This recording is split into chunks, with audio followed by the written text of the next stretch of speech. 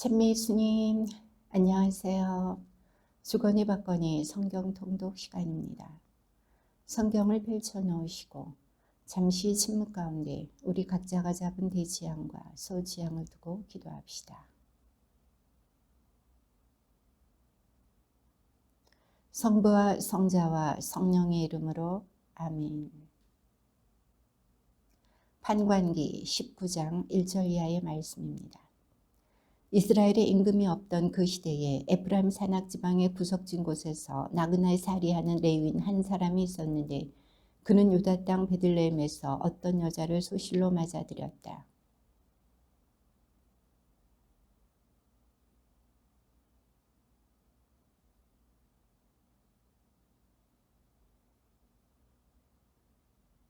그래서 남편은 그 여자의 마음을 달래어 도로 데려오려고 종과 함께 나귀 2마리를 끌고 그 여자 뒤를 따라 길을 나섰다. 그 여자가 그를 자기 아버지 집으로 데리고 들어가니 그 젊은 여자의 아버지가 그를 보고 기쁘게 맞이하였다.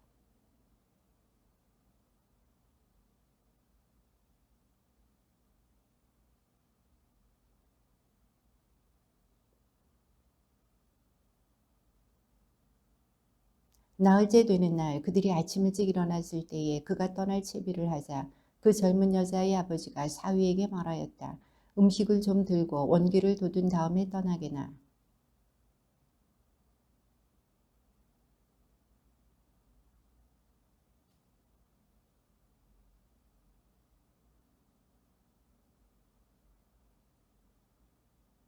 그래도 그는 일어나 가려고 하였지만 장인이 조르는 바람에 다시 그곳에서 하룻밤을 묵었다.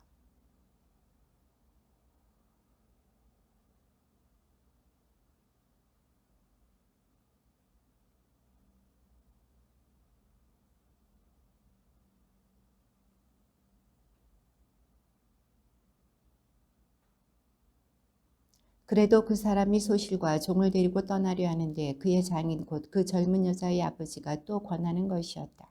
이보게 날이 저물어 저녁이 다 되어가니 하룻밤 더 묵게나.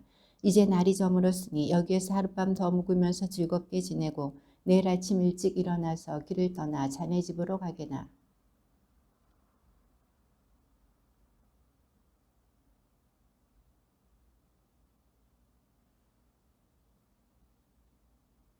그들이 여부수 가까이 이르렀을 때에는 날이 이미 많이 기울어져 있었다. 그래서 종이 주인에게 말하였다. 자, 이 여부수족의 성읍으로 들어가 하룻밤을 묵으시지요.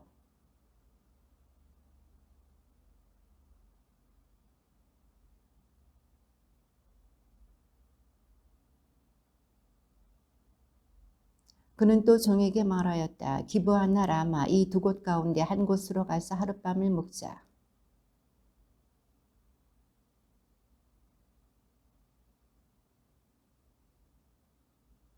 그들은 기브아에 들어가 하룻밤을 묵으려고 발길을 돌렸다. 그런데 그들이 들어가서 성읍 광장에 앉았지만 하룻밤 묵으라고 집으로 맞아들이는 사람이 하나도 없었다.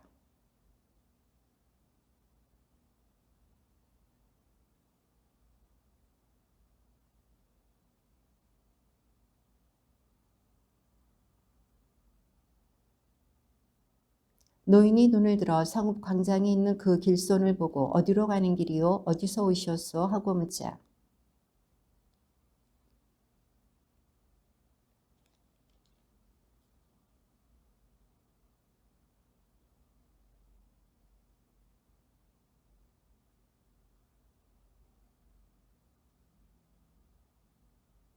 어르신의 이 종들에게는 나귀들을 먹일 집과 여물은 물론 저와 어르신의 이 여종과 이 젊은 아이가 먹을 빵과 술도 있습니다. 모자라는 것이라고는 아무것도 없답니다.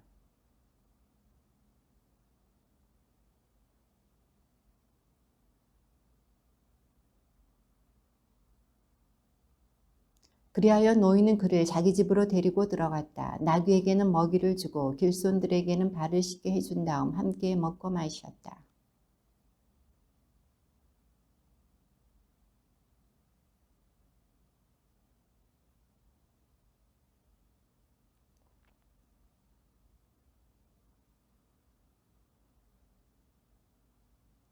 그러자 집주인이 밖으로 나가 그들에게 말하였다. 형제들 안 돼요. 제발 나쁜 짓 하지들 마시오. 저 사람이 내 집에 들어온 이상 그런 추잡한 짓을 해서는 안 돼요.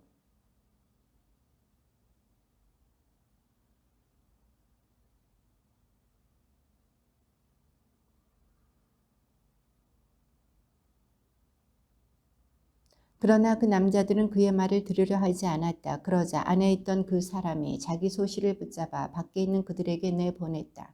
그들은 아침이 될 때까지 밤새도록 그 여자와 관계하며 능욕하였다. 그러다가 동이 틀 때에야 그 여자를 놓아보냈다.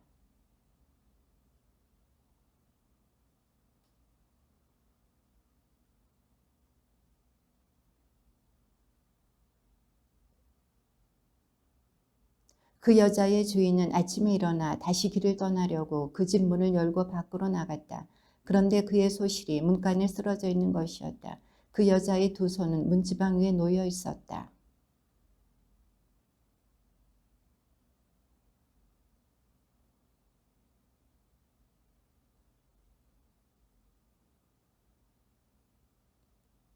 그리고 집에 들어서자마자 칼을 들고 소실을 붙잡아 그 몸을 12토막으로 잘라낸 다음에 이스라엘의 온 영토로 보냈다.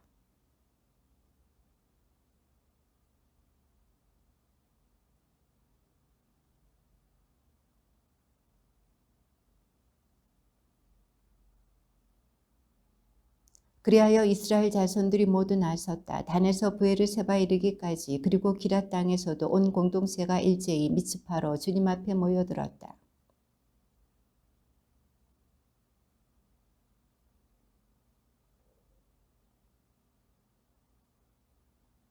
베냐민의 자손들은 이스라엘 자손들이 미츠파로 올라왔다는 소식을 들었다.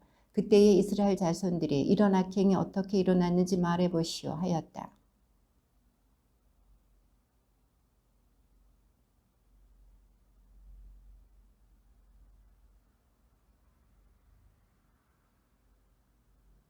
그런데 그날 밤에 기브아의 지주들이 저를 해치려고 나서서 제가 들어간 집을 둘러쌌습니다.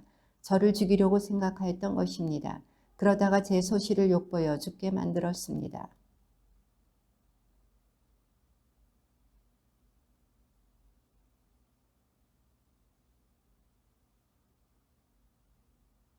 자, 이스라엘 자손 여러분 모두 여기에서 토론하고 의논하여 보십시오.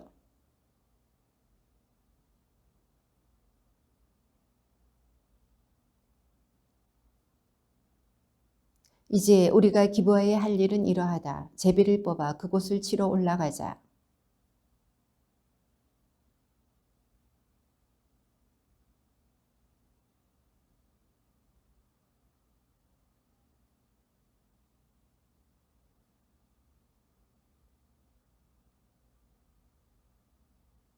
그리하여 이스라엘의 모든 사람이 하나로 뭉쳐서 그 성읍으로 모여들었다.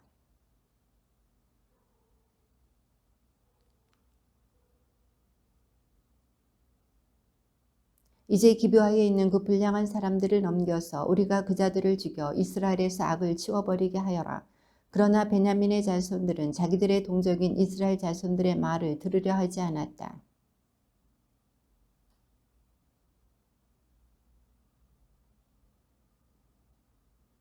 그날에 자기들이 살던 성읍을 떠나 사유를 받은 베냐민의 자손들은 기브아 주민들 외에 칼로 무장한 사람이 2만 6천 명이었다.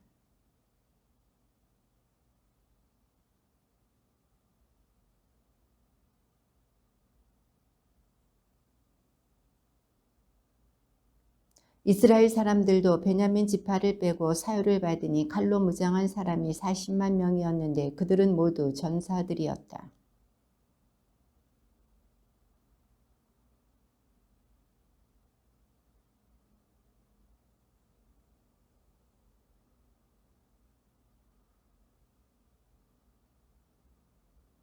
다음 날 아침에 이스라엘 자손들은 일어나 기브아로 가서 진을 쳤다.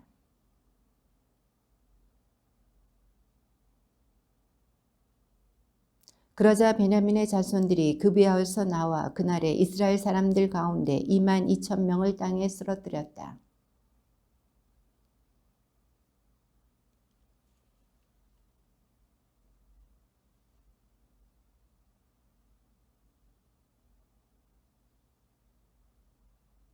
그래서 이스라엘 사람들의 군대는 용기를 내어 전날에 전열을 갖추었던 곳에 다시 전투 대열을 갖추었다. 그런데 이 둘째 날에도 베냐민 지파가 기브아에서 마주 나와 다시 이스라엘 자손들 가운데 18,000명을 땅에 쓰러뜨렸다. 쓰러진 이들은 모두 칼로 무장한 사람이었다.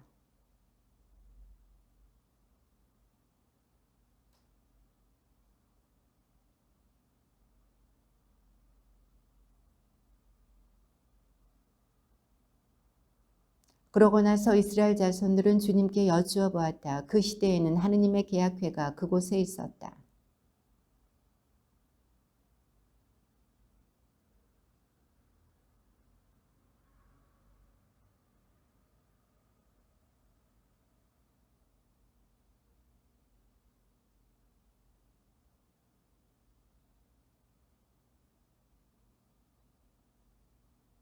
그리하여 이스라엘은 기브와 둘레에 복병을 배치하였다.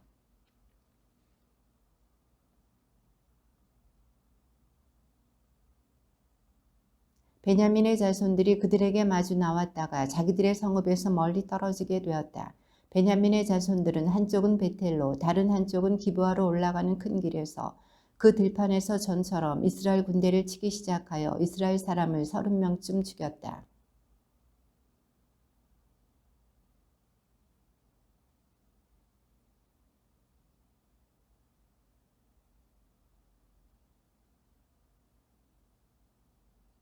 그리하여 이스라엘 사람들은 모두 제자리에서 일어나 바알 타마르로 가서 전열을 갖추고 이스라엘의 복병들은 자기들이 숨어있던 곳 게바 부근에서 쏟아져 나왔다.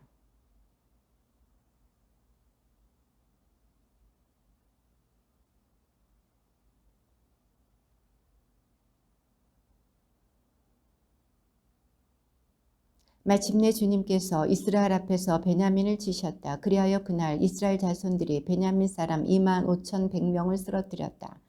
쓰러진 이들은 모두 칼로 무장한 사람이었다.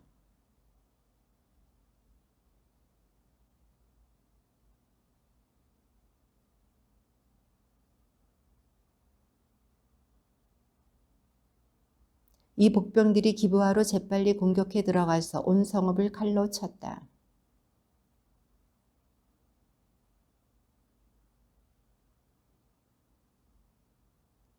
이스라엘 사람들이 싸움터에서 몸을 돌리기로 하였다. 베냐민 사람들은 이스라엘 사람들을 치기 시작하여 30명쯤 죽였다. 그러면서 저들은 틀림없이 먼저 번 싸움에서처럼 우리에게 패배할 것이다 하고 생각하였다.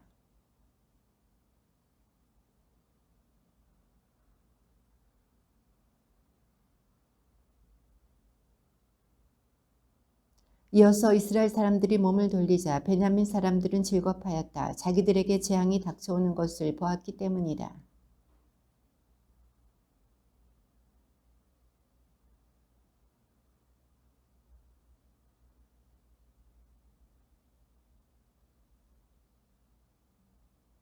이스라엘 사람들은 베냐민 사람들을 애워싸 동쪽으로 기브아 맞은편에 이르기까지 쉴 새 없이 추격하며 짓밟았다.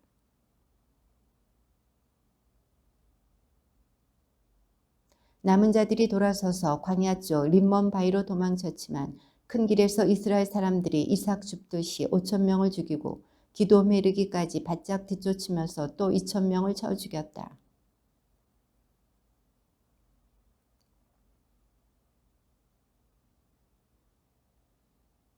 그러나 600명은 돌아서서 광야 쪽 림몬 바위로 도망쳐 넉 달 동안 그 림몬 바위에서 지냈다.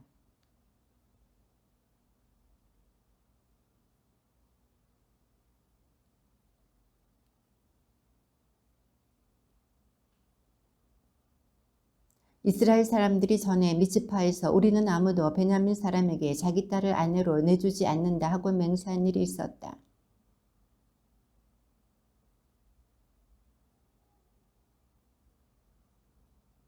말하였다. 주 이스라엘 하느님, 어찌하여 이스라엘에 이런 일이 일어나 오늘 이스라엘에서 지파 하나가 없어져야 한단 말입니까?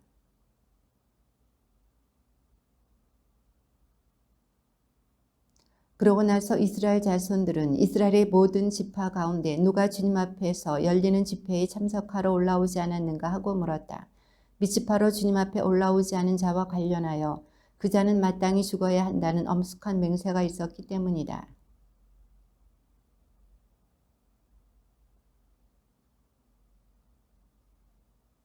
우리가 그들에게 우리 딸들을 아내로 내주지 않기로 주님을 두고 맹세하였으니 어떻게 하면 살아남은 자들에게 아내를 구해줄 수 있겠는가?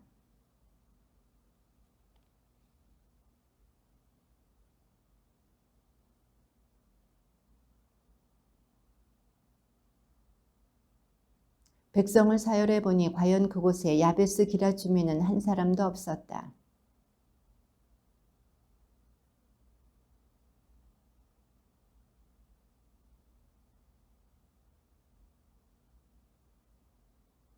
그대들이 할 일은 이로써 모든 남자 그리고 남자의 잠자리를 아는 모든 여자를 전멸시키시오.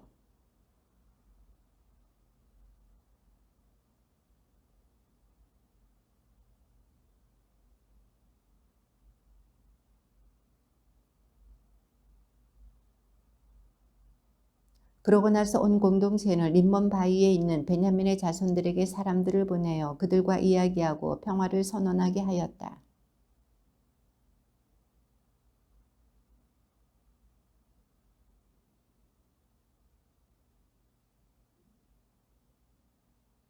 주님께서 이스라엘의 지파들 사이에 틈이 벌어지게 하셨으므로 백성은 베냐민을 애석하게 여겼다.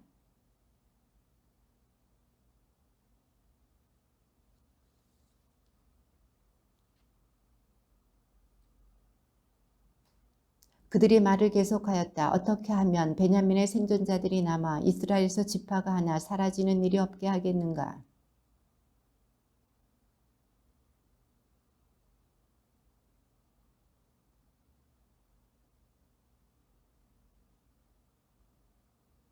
그들은 마침내 말하였다. 그래, 해마다 실로에서 주님의 축제가 열리지. 실로는 베텔 북쪽, 베텔에서 스켐으로 올라가는 큰 길 동쪽으로 르보나 남쪽에 있었다. 살피다가 실로의 젊은 여자들이 윤물을 추러 나오거든 그대들도 포도밭에서 나와 그 실로 처녀들 가운데서 한 사람의 여자 하나씩 잡아 베냐민 땅으로 돌아가시오.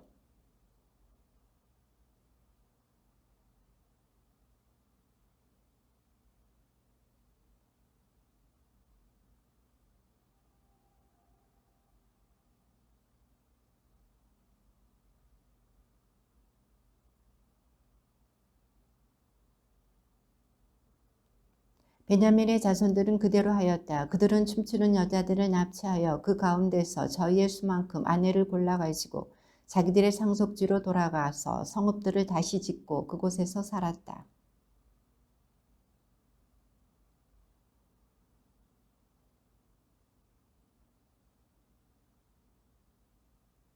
그 시대에는 이스라엘의 임금이 없었다. 그래서 사람들은 저마다 제 눈에 옳게 보이는 대로 하였다.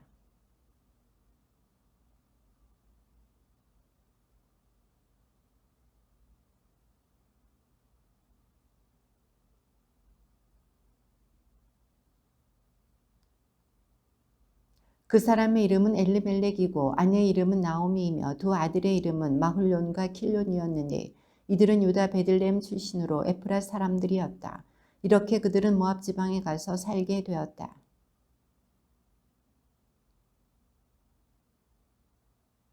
이들은 모압 여자들을 아내로 맞아들였는데 한 여자 이름은 오르파이고 다른 여자 이름은 루시였다. 그들은 거기에서 10년쯤 살았다.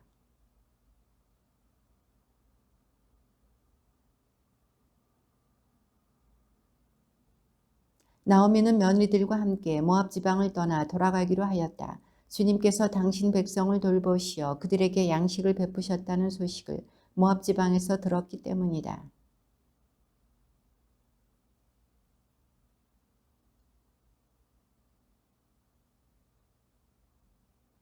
나오미가 두 며느리에게 말하였다. 자, 각자 제 어머니 집으로 돌아가거라. 너희가 죽은 남편들과 나에게 해준 것처럼 주님께서 너희에게 자의를 베푸시기를 빈다.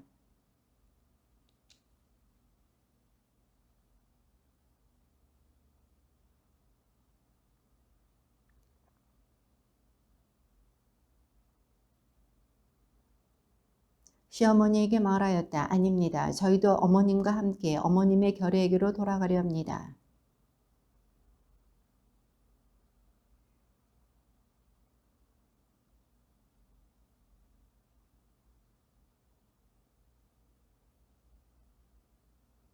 돌아가려무나 내 딸들아 가거라. 남편을 맞이하기에는 내가 너무 늙지 않았느냐. 설사 나에게 아직 희망이 있다 하여 바로 오늘 밤에 남편을 맞이해서 아들들을 낳는다 하더라도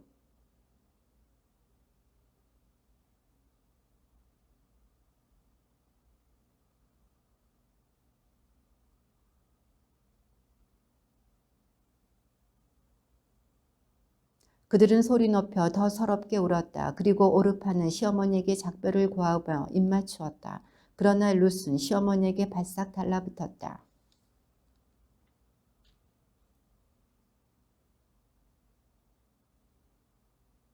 그러자 룻이 말하였다. 어머님을 두고 돌아가라고 저를 다그치지 마십시오. 어머님 가시는 곳으로 저도 가고 어머님 머무시는 곳에 저도 머물렵니다. 어머님의 결례가 저의 결례요. 어머님의 하느님이 제 하느님이십니다.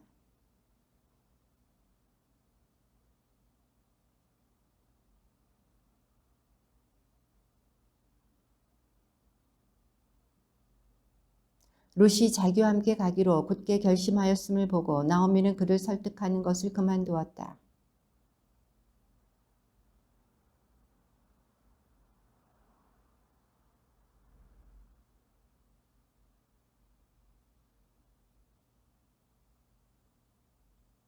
나오미가 그들에게 말하였다. 나를 나오미라 부르지 말고 마라라고 부르셔요. 전능하신 분께서 나를 너무나 쓰라리게 하신 까닭이랍니다.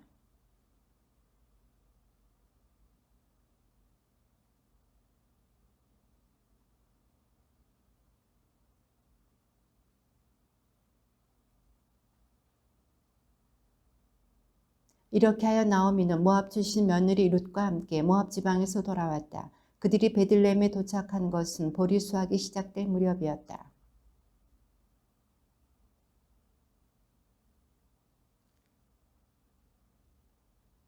모압 여자 룻이 나오미에게 말하였다. 들러 나가 저에게 호의를 베풀어주는 사람 뒤에서 이삭을 주울까 합니다. 나오미가 룻에게 그래 가거라 내 딸아 하고 말하였다.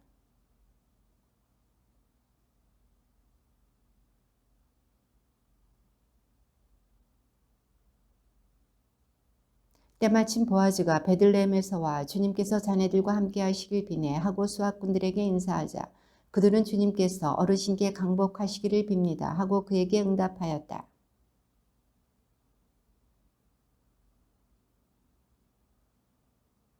수학군들을 감독하는 종이 대답하였다. 나오미와 함께 모압 지방에서 돌아온 모압 출신의 젊은 여자입니다.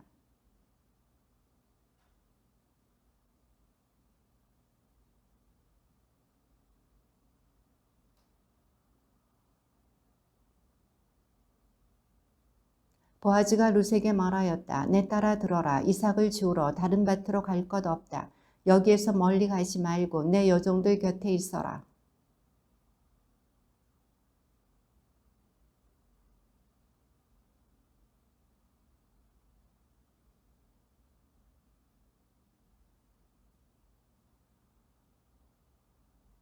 그러자 룻은 얼굴을 땅에 대고 절하며 그에게 말하였다. 저는 이방인인데 저에게 호를 베풀어 주시고 생각해 주시니 어찌된 영문입니까?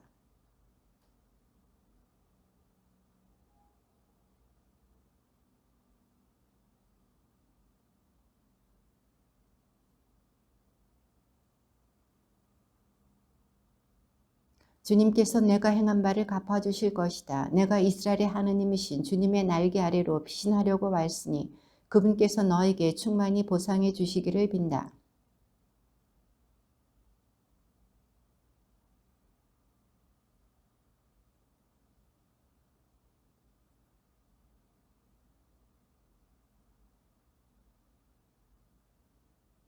끼니 때가 되자 보아즈는 룻에게 이리 와서 음식을 들고 빵 조각을 식초에 찍어 먹어라 하고 권하였다.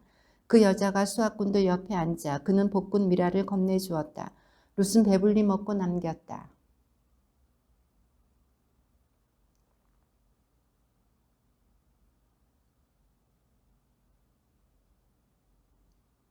아예 보리다발에서 이삭을 빼내어 그 여자가 줍도록 흘려주어라. 그리고 그를 야단치지 마라.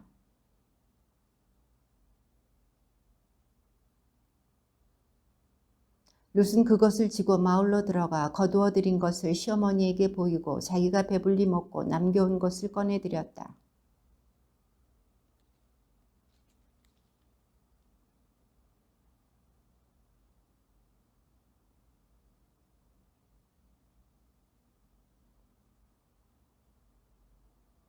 그러자 나오미가 며느리에게 말하였다. 그분은 산 이들과 죽은 이들에 대한 당신의 자애를 저버리지 않으시는 주님께 복을 받을 것이다. 그리고 나오미는 그에게 계속 설명하였다. 그분은 우리 일가로서 우리 구원자 가운데 한 분이시란다.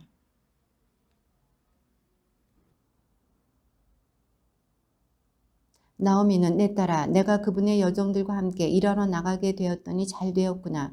다른 밭에서 사람들이 너를 괴롭히지 않게 되었으니 말이다. 하고 자기 며느리 룻에게 말하였다.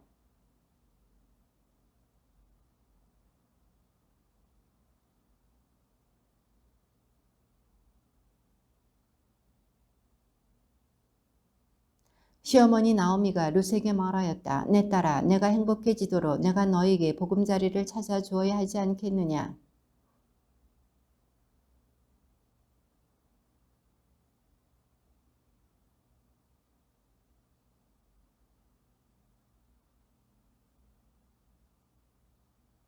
그러니 너는 목욕하고 향유를 바른 다음에 겉옷을 입고 타작마당으로 내려가거라. 그러나 그분이 먹고 마시기를 마칠 때까지 그분 눈에 띄어서는 안 된다.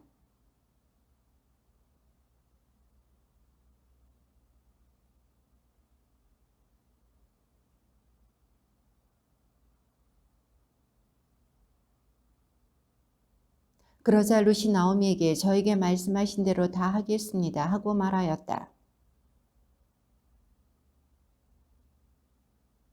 보아즈는 먹고 마시고 나서 흡족한 마음으로 보리가리 끝에 가서 누웠다. 룻은 살며시 가서 그의 발치를 들치고 누웠다.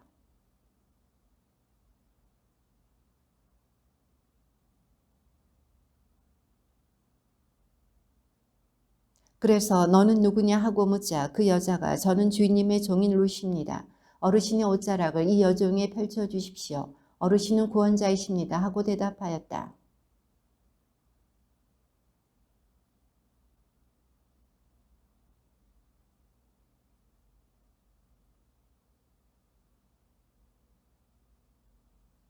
자 이제 내 딸아 두려워하지 마라. 내가 말하는 대로 다 해주마. 온 마을 사람들이 내가 훌륭한 여인이라는 것을 알고 있다.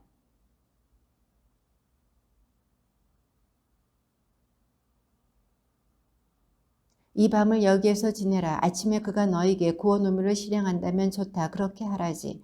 그러나 그가 만일 너에게 그 의무를 실행하려고 하지 않는다면 주님께서 살아계신 한 내가 너를 구원하마. 아침까지 여기에 누워 있어라.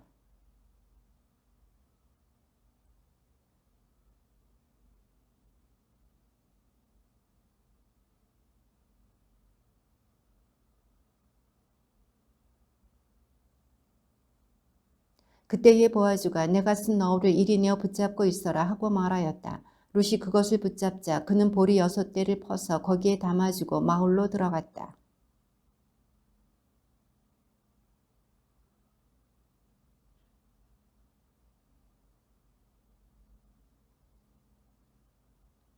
그리고 시어머니에게 빈손으로 가서는 안 되지 하시면서 이 보리 6대를 저에게 주셨습니다 하고 말하였다.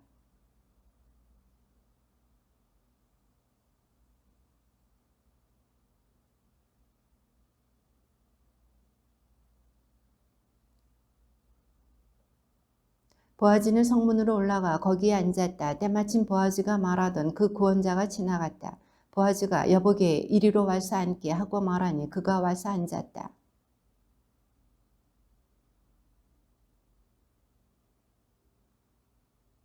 그러자 보아즈가 그 구원자에게 말하였다. 우리 형제 엘리멜렉에게 속한 밭을 모압 지방에서 돌아온 나오미가 팔려고 내놓았네.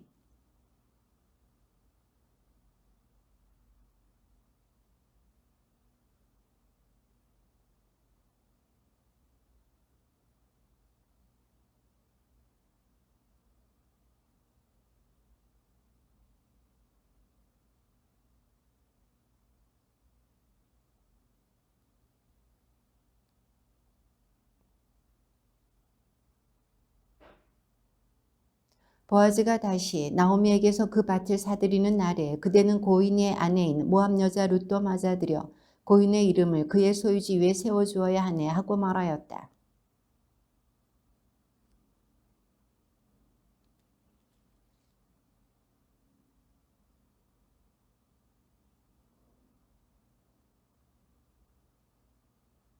옛날 이스라엘에는 구원하거나 교환할 때 무슨 일이든 확정짓기 위하여 자기 신을 벗어서 상대편에게 주는 관습이 있었는데 이것이 이스라엘에서는 증거로 통하였다.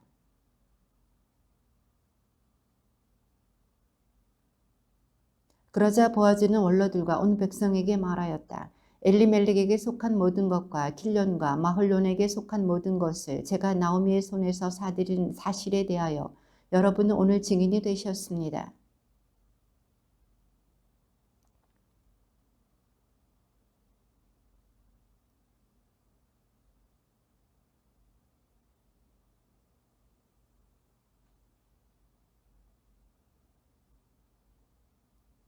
그러자 성문에 있던 온 백성과 원로들이 말하였다. 우리가 증인이요. 주님께서 그대 집에 들어가는 그 여인을 둘이서 함께 이스라엘 집안을 세운 라헬과 레아처럼 되게 해주시기를 기원하오. 그리고 그대가 에프라타에서 번성하고 베들레헴에서 이름을 떨치기를 비오.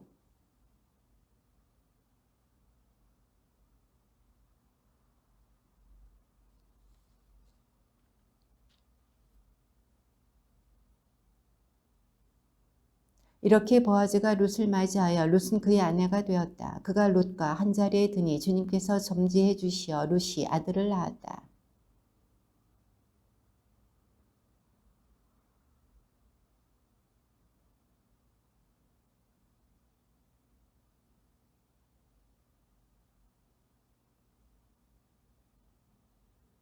그대를 사랑하고 그대에게는 아들 7보다 더 나은 며느리가 아들을 낳았으니 이제 이 아기가 그대의 생기를 북돋우고 그대의 노후를 돌보아 줄 것입니다.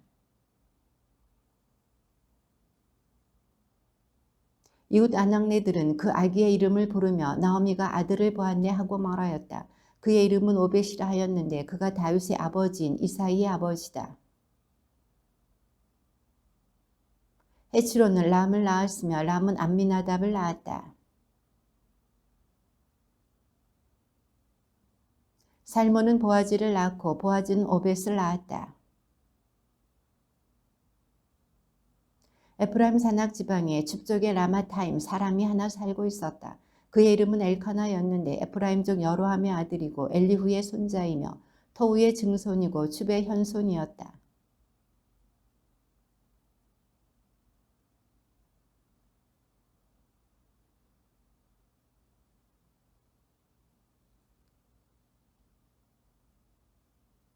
엘카나는 해마다 자기 성읍을 떠나 실로에 올라가서 만군의 주님께 예배와 제사를 드렸다. 그곳에는 엘리의 두 아들 호프니와 피느하스가 주님의 사제로 있었다.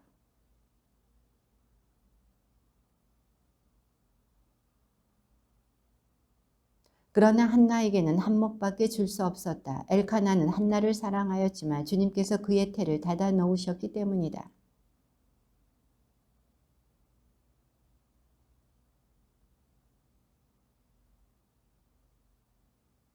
이런 일이 해마다 되풀이 되었다. 주님의 집에 올라갈 때마다 푸닌나가 이렇게 한나의 화를 돋우면 한나는 울기만 하고 아무것도 먹지 않았다.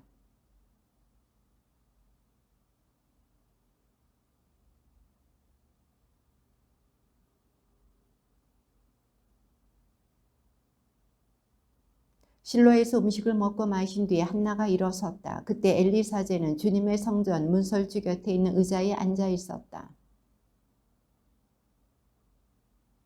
그는 서원하며 이렇게 말하였다. 만군의 주님, 이 여종의 가련한 모습을 눈여겨보시고 저를 기억하신다면 그리하여 당신 여종을 잊지 않으시고 당신 여종에게 아들 하나만 허락해 주신다면 그 아이를 한평생 주님께 바치고 그 아이의 머리에 면도칼을 대지 않겠습니다.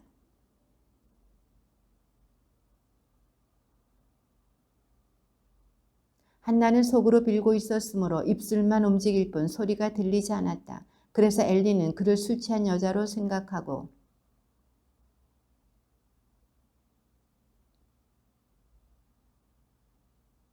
그러자 한나가 이렇게 대답하였다. 아닙니다, 나리. 포도주나 독주를 마신 것이 아닙니다. 저는 마음이 무거워 주님 앞에서 제 마음을 털어놓고 있었을 따름입니다.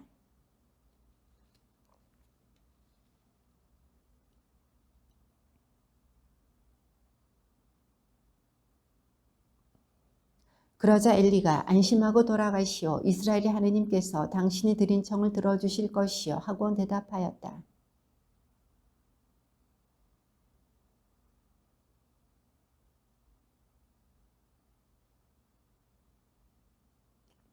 다음 날 아침 그들은 일찍 일어나 주님께 예배를 드리고 라마에 있는 집으로 돌아갔다. 엘카나가 아내 한나와 잠자리를 같이 하자 주님께서는 한나를 기억해 주셨다.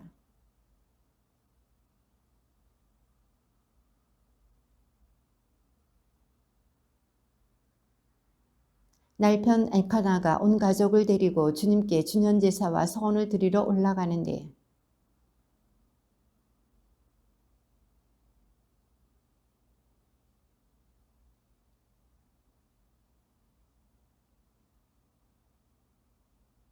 그러자 남편 엘카나는 아내에게 이렇게 말하였다. 당신 좋을 대로 하구려. 아이가 젖을 뗄 때까지 기다리시오.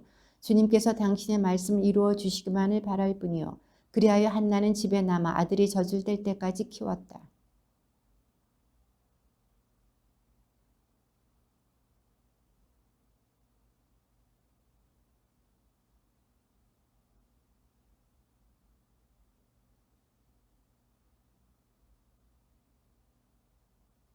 사람들이 황소를 잡은 뒤 아이를 엘리에게 데리고 갔다.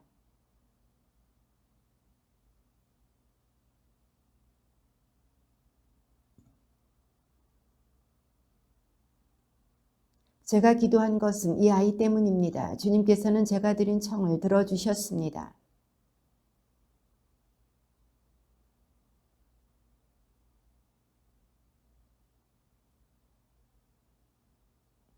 한나가 이렇게 기도하였다. 제 마음이 주님 안에서 기뻐 뛰고 제 이마가 주님 안에서 높이 들립니다.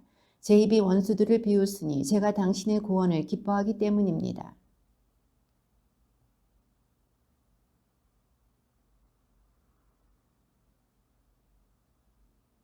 너희는 교만한 말을 늘어놓지 말고 거만한 말을 너희 입 밖에 내지 마라.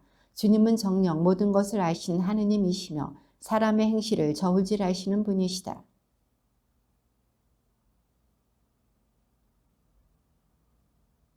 배부른 자들은 양식을 얻으려 품을 팔고 배고픈 이들은 다시는 일할 필요가 없다. 아이 못 낳던 여자는 7을 낳고 아들 많은 여자는 홀로 시들어간다.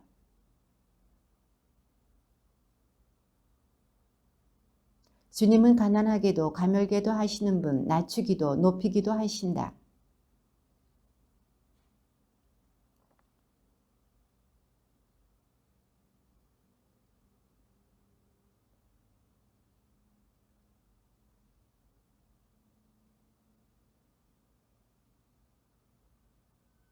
주님께서는 당신께 충실한 이들의 발걸음은 지켜주시지만 악한 자들은 어둠 속에서 멸망하리라. 사람이 제 힘으로는 강해질 수 없기 때문이다.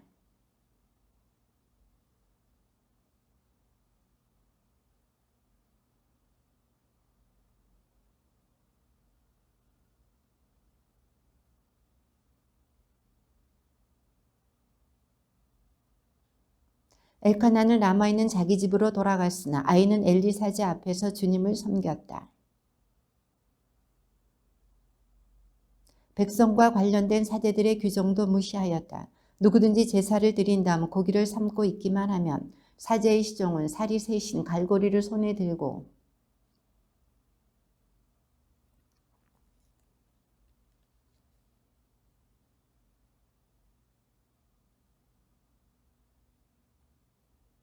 게다가 굿기름을 태우기도 전에 사제의 시종이 와서 제사를 바치는 사람에게 말하였다.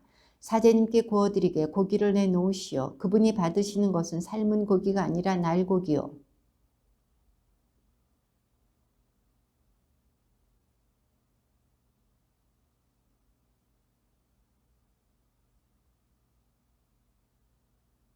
그리하여 주님 앞에서 이 젊은이들의 죄가 매우 커졌다. 그 자들이 주님의 재물을 업신여겼기 때문이다.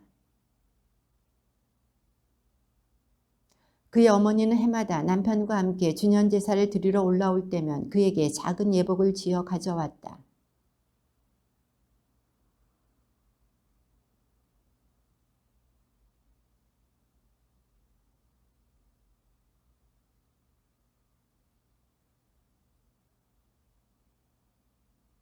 주님께서 한나를 돌보시니 한나가 임신하여 아들 셋과 딸 둘을 더 낳았다. 어린 사무엘도 주님 앞에서 자라났다.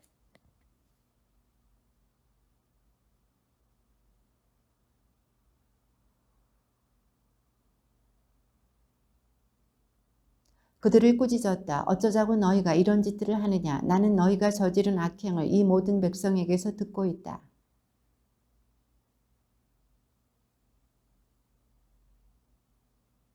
사람이 사람에게 죄를 지으면 하느님께서 중재하여 주시지만 사람이 주님께 죄를 지으면 누가 그를 왜 빌어주겠느냐.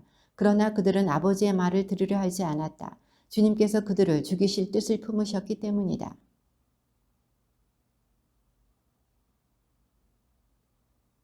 하느님의 사람이 엘리를 찾아와서 말하였다. 주님께서 이렇게 말씀하십니다. 내 조상의 집안이 이집트에서 파라오의 집안에 속해 있을 때에 내가 나 자신을 그들에게 나타내 보이지 않았느냐.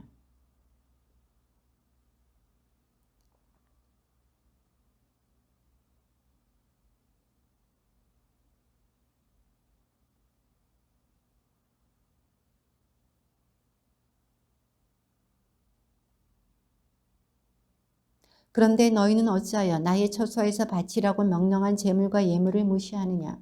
너희는 자신을 내 백성 이스라엘의 모든 예물 가운데 가장 좋은 몫으로 살찌웠다. 그렇게 너는 나보다 내 자식들을 소중하게 여긴 것이다.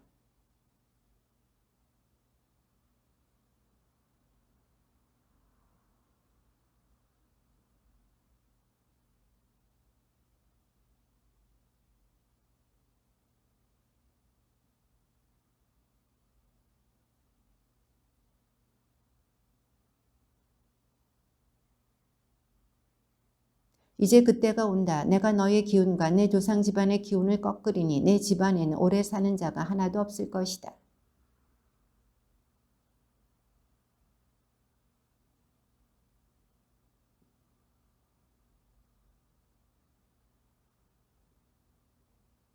내가 너의 가족 가운데 내 제단에서 잘라내지 않을 자마저도 눈이 어두워지고 마음이 슬퍼지게 하겠다.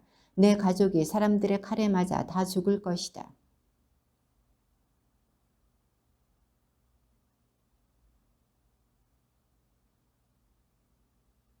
나는 믿음직한 사제 하나를 일으키리니 그가 내 마음과 생각에 따라 행동할 것이다.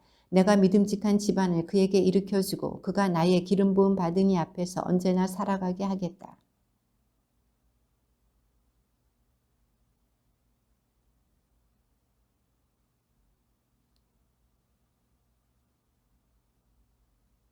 소년 사무엘은 엘리 앞에서 주님을 섬기고 있었다. 그때에는 주님의 말씀이 드물게 내렸고 환시도 자주 있지 않았다.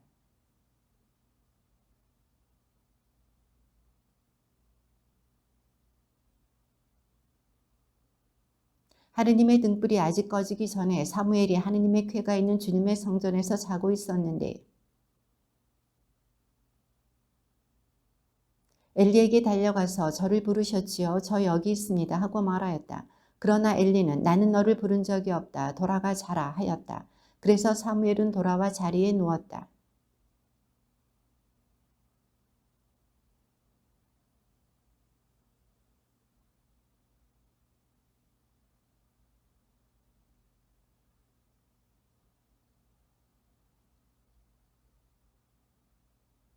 사무엘은 아직 주님을 알지 못하고 주님의 말씀이 사무엘에게 드러난 적이 없었던 것이다.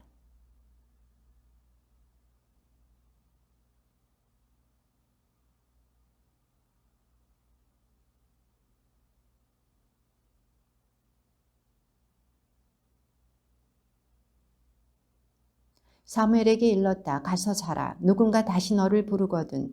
주님 말씀하십시오. 당신 종이 듣고 있습니다. 하고 대답하여라. 사무엘은 돌아와 잠자리에 누웠다.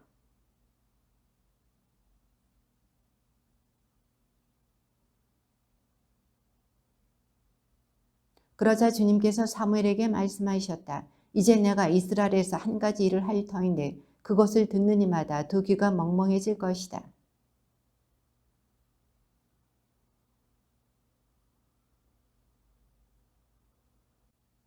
나는 엘리에게 그의 죄악 때문에 그 집안을 영원히 심판하겠다고 일러주었다.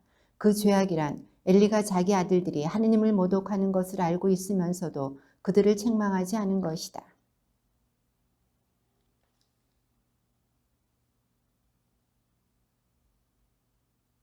사무엘은 아침까지 누워있다가 주님의 집 대문을 열었으나 엘리에게 환시에 관하여 알리기가 두려웠다.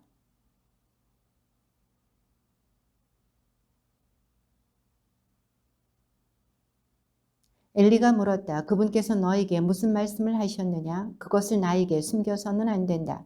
하느님께서 너에게 하신 모든 말씀 가운데 한마디라도 나에게 숨기면 그분께서 너에게 벌을 내리시고 또 내리실 것이다.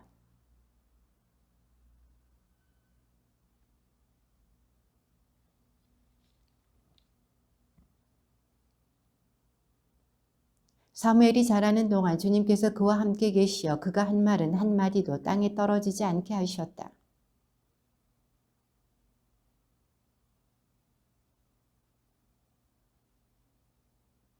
주님께서는 실로에서 거듭 나타나셨다. 주님께서 실로에서 주님의 말씀으로 사무엘에게 당신을 드러내신 것이다.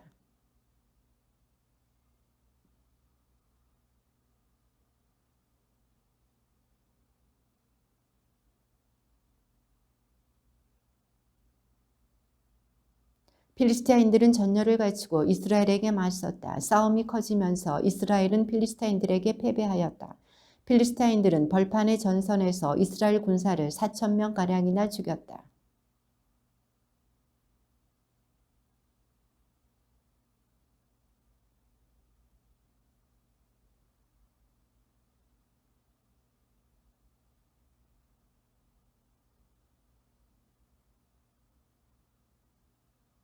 그리하여 백성은 실로의 사람들을 보내어 거기에서 거룹들 위에 좌정하신 만군의 주님의 계약궤를 모셔왔다. 엘리의 두 아들 호프니와 피느하스도 하느님의 계약궤와 함께 왔다.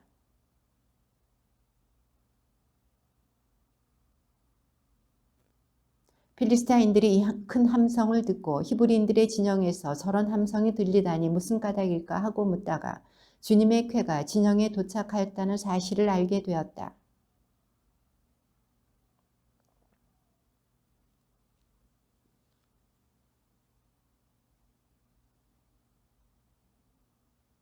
우리는 망했다. 누가 저 강력한 신의 손에서 우리를 구원하겠는가? 저 신은 광야에서 갖가지 재앙으로 이집트인들을 친 신이 아니냐?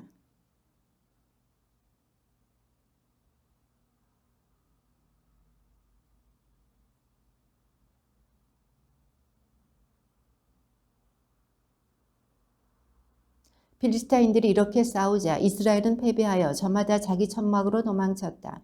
이리하여 대사륙이 벌어졌는데 이스라엘군은 보병이 3만이나 쓰러졌으며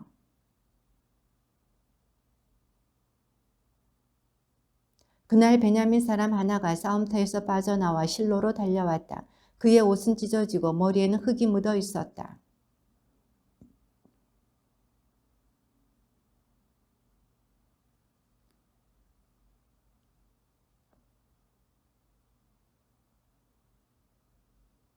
엘리가 그 부르짖는 소리를 듣고 웬 소리가 이렇게 시끄러우냐 하고 묻자 그 사람이 엘리에게 급히 와서 소식을 전하였다.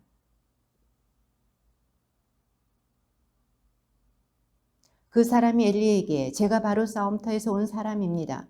오늘 제가 싸움터에서 도망쳐 나왔습니다 하자 엘리는 내 아들아 그래 그곳 사정이 어떠냐 하고 물었다.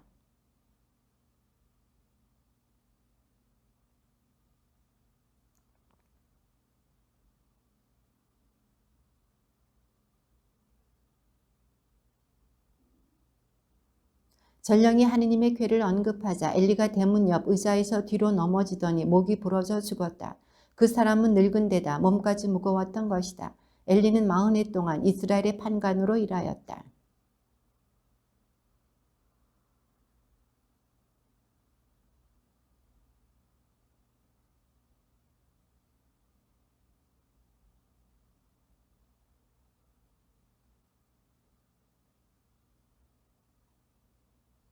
여인이 숨을 거두려 할 때 그를 돌보던 여자들이 아들을 낳았으니 걱정 말아요 하고 일러주었다. 그러나 여인은 그 말에 대꾸도 하지 않고 마음도 두지 않더니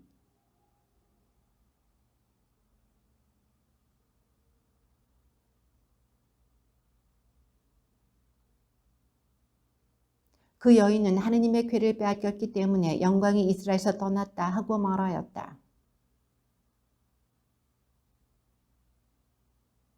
그런 다음에 필리스티아인들은 하느님의 궤를 들어 다곤의 신전으로 가져다가 다곤 곁에 세워두었다.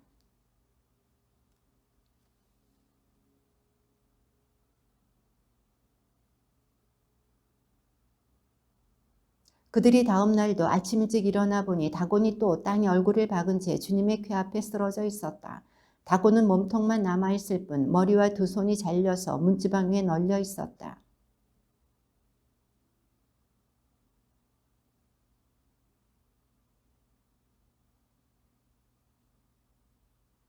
주님의 손이 아스돗인들을 짓누르시어 망하게 하셨다. 그분께서 아스돗과 그 지역을 존귀로 치신 것이다.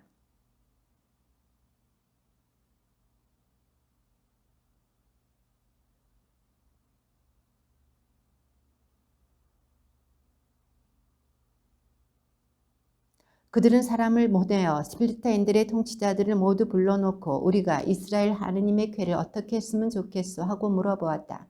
통치자들이 이스라엘 하느님의 궤를 갓으로 옮겨야 한다 하고 대답하자 그들은 이스라엘 하느님의 궤를 옮겼다.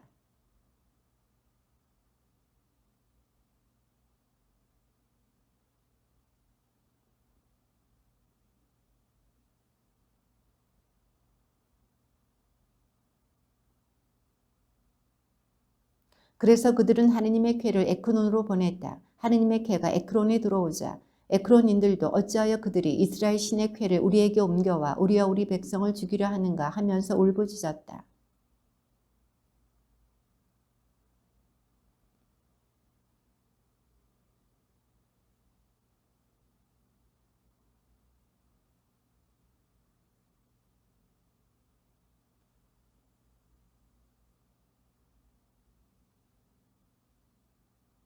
죽지 않은 사람들은 종기가 났다. 그래서 온 성읍에서 지르는 비명소리가 하늘까지 올라갔다. 필리스티아인들은 사제들과 점쟁이들을 불러놓고 물었다. 주님의 궤를 어떻게 하면 좋겠습니까? 우리가 어떻게 그 궤를 제자리로 돌려보낼 수 있는지 알려주십시오.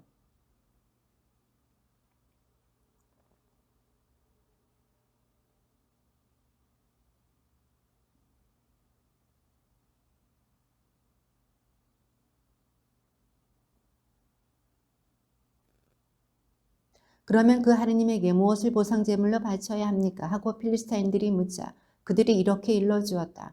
필리스타인들의 통치자들 수만큼 금으로 종기 5개와 쥐 5마리를 만들어 함께 보내십시오. 같은 재앙이 여러분 모두와 여러분의 통치자들에게 닥쳤기 때문입니다.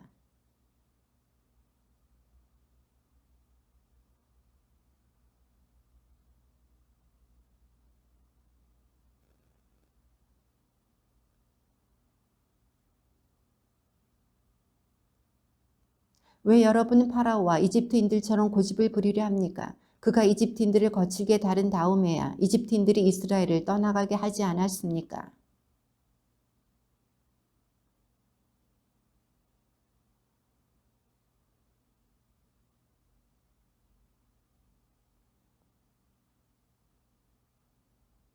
그런 다음 주님의 궤를 가져다가 그 수레에 싣고 그에게 보상 제물로 바칠 금으로 만든 물건들을 상자에 담아 그 곁에 놓으십시오. 그렇게 그것을 떠나보내고 나서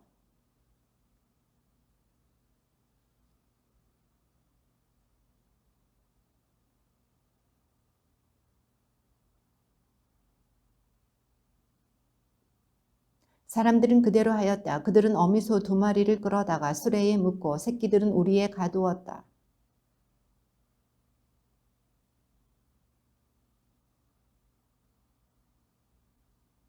그러자 소들은 벳세메스 쪽으로 난길을 따라 곧장 걸어갔다. 소들은 울음소리를 내면서 한 길만을 따라갔는데 오른쪽으로도 왼쪽으로도 벗어나지 않았다. 필스타인들의 통치자들은 그 뒤를 따라 벳세메스 경계까지 갔다.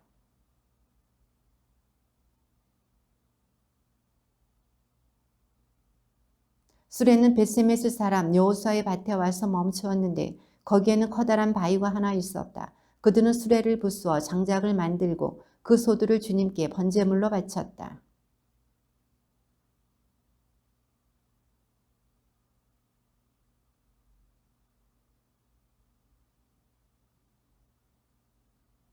필리스타인들의 5 통치자들은 이것을 보고 그날 에크론으로 돌아갔다.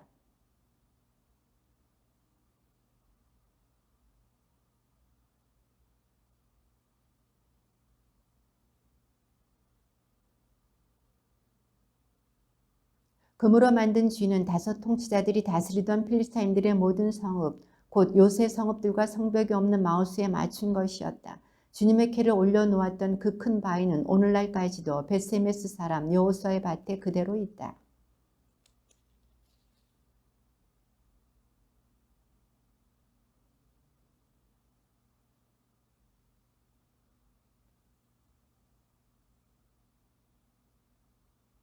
벳세메스 사람들은 이렇게 거룩하신 하느님이신 주님 앞에 누가 감히 나설 수 있겠는가? 그리고 이분을 어디로 보내어 우리에게서 떠나시게 할까 하고 의논하였다.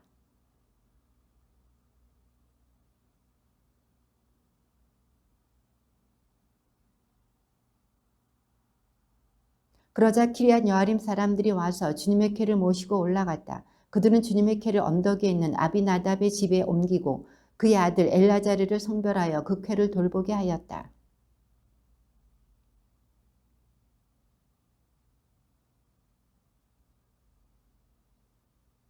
사무엘이 이스라엘 온 집안에게 말하였다. 여러분이 마음을 다하여 주님께 돌아오려거든 여러분 가운데서 낯선 신들과 아스타롯을 치워버리시오. 여러분의 마음을 주님께만 두고 그분만을 섬기십시오. 그러면 그분께서 여러분을 필스타인들의 손에서 빼내어 주실 것이요.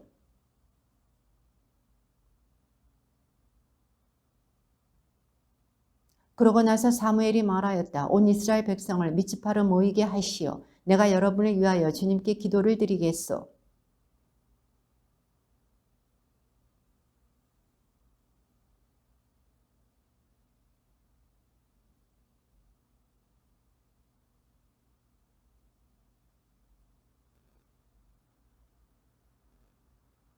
필리스타인들은 이스라엘 자손들이 미츠파에 모였다는 소식을 들었다. 그래서 필리스타인들의 통치자들이 이스라엘을 치러 올라왔다. 이스라엘 자손들은 이 소식을 듣고 필리스타인들을 두려워하였다.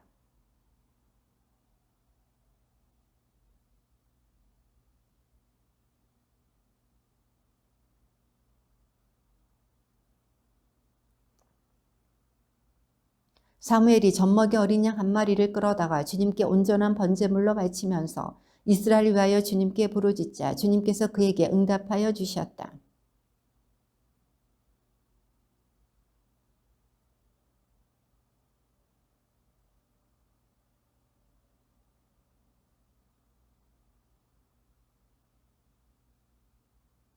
이스라엘 사람들은 미츠파에서 나와 베카르 아래까지 쫓아가며 필리스타인들을 쳤다.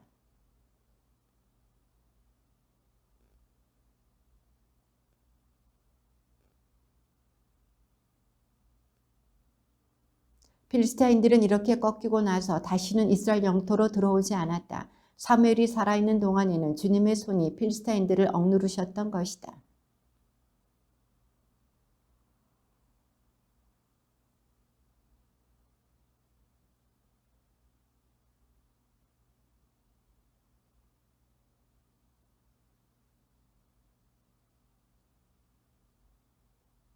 사무엘은 살아있는 동안 내내 이스라엘을 위하여 판관으로 일하였다.